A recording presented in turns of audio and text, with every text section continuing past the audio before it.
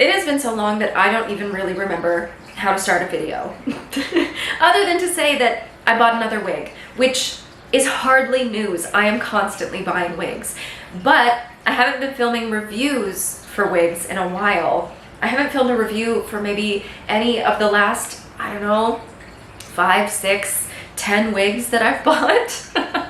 But that's gonna change today because I bought a wig from a company called HairVivi. And this company has popped up on my Instagram a lot. I've been following them for a while, and on Instagram, on their website, their wigs look really good.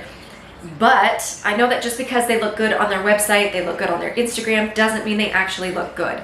And when I was searching for reviews for HairVivi, when I was deciding whether I wanted to go ahead and buy or not, it seemed like the majority of the reviews that I could find here on YouTube were sponsored. And if they're sponsored, they're just, it's harder to be sure that they're honest. So I figured, because I went ahead and decided to order the wig anyway, I would do an honest review. Because this is not sponsored, they didn't send me this wig for free, I paid for it, I haven't discussed a review with them at all. This is just me trying to put helpful information out into the world. So I have no idea what it's like so far because I haven't undone it. I wanted it to be a complete surprise, which I may regret. And I am nervous because the ordering process was not that smooth. It was fine ordering the wig. The site itself functioned very smoothly, but it said that the wig I ordered, which was called Vivian, would ship in 11 business days. And after those 11 business days went by, I still hadn't heard anything. So I reached out to them and they told me that it was gonna be a little bit longer because of COVID related delays. They said it was gonna be 2 to 3 weeks. And I said, okay, because I wasn't in a rush, but it would have been nice if they had reached out to me and told me that it was going to be that much longer so I knew what was going on, but they didn't. So then I waited, and I waited the 2 to 3 weeks and still heard nothing. And I think I let another week or so go by before I reached out again, and they said that it was still going to be another X number of weeks, but I could switch for a different wig if I wanted. And they said that they had this other one called Ruby in stock in a small, which is what I needed, and I would just have to pay the difference. So I did. It was like a $20 difference, and they shipped out Ruby, and that is what's here. I don't take that as a good sign, and I don't take the fact that they had a page dedicated to paying the difference between wigs as a good sign, because that tells me that this kind of thing happens a lot. But with all that considered, it might still be a nice wig. So I'm ready to open it.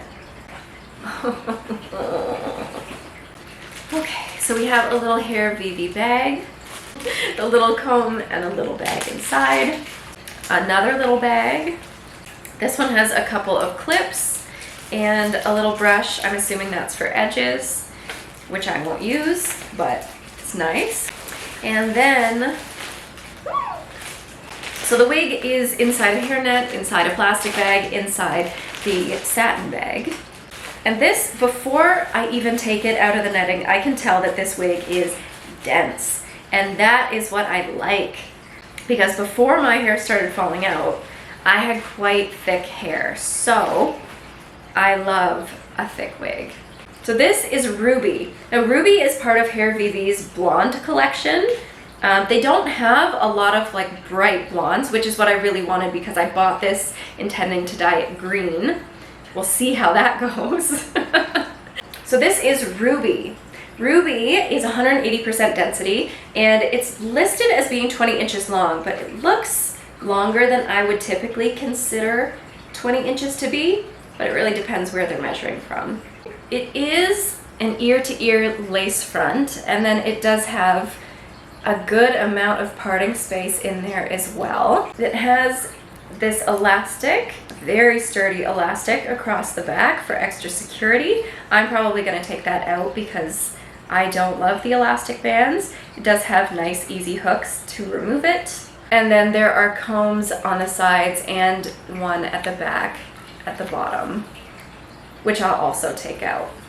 Now I am looking at the hairline right now, and it is plucked into an interesting shape.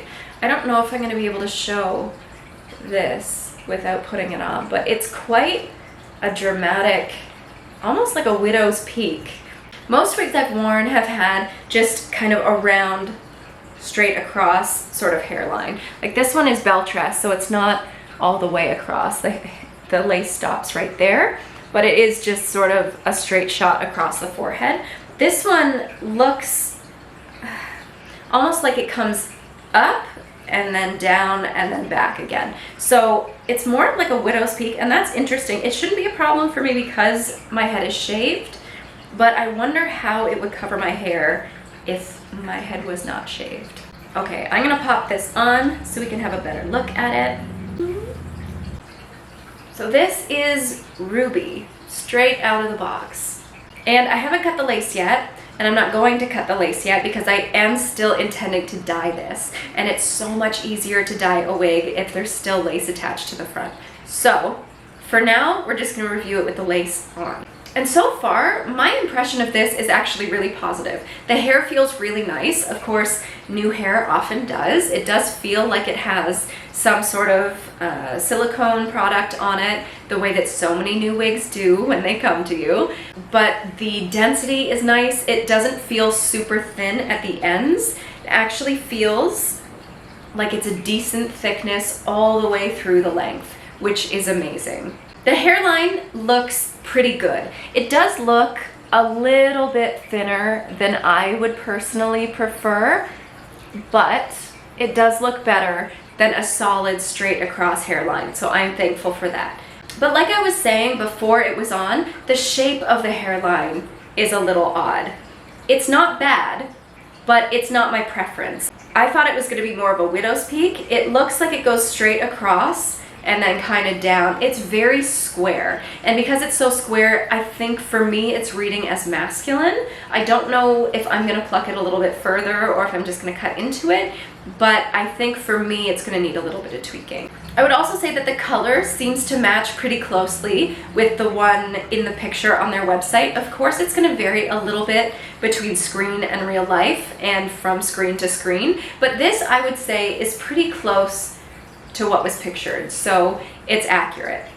It's not for me, but it's accurate. I'm honestly pretty surprised because I just assume when companies have a ton of sponsored reviews that there's something iffy there. Now, the ordering process was sketchy, but the product itself is actually quite good. I know that the texture is probably going to look different once I have washed it a couple times and I realize that I've said I want to tweak the hairline, but overall this is worlds away from what I thought I was going to wind up with. So I'm pleased. I'm pleased. My main dilemma now is whether I'm going to dye this wig red or dye it green. But that is a problem for another day. Today, we can just be happy that this wig arrived looking beautiful because it is. This is really nice. I really am. I'm really pleased. And when I say pleased, I mean I'm really relieved. It's good to be skeptical, especially when you're buying things that cost a lot of money, but I am really pleased to find out that despite all the sponsored reviews, this company does seem to have some actually decent products. I hope this unboxing and having a quick look at this HairVivi wig has been helpful for you, and until next time I pull it together and film another video, thank you for watching this one. Bye.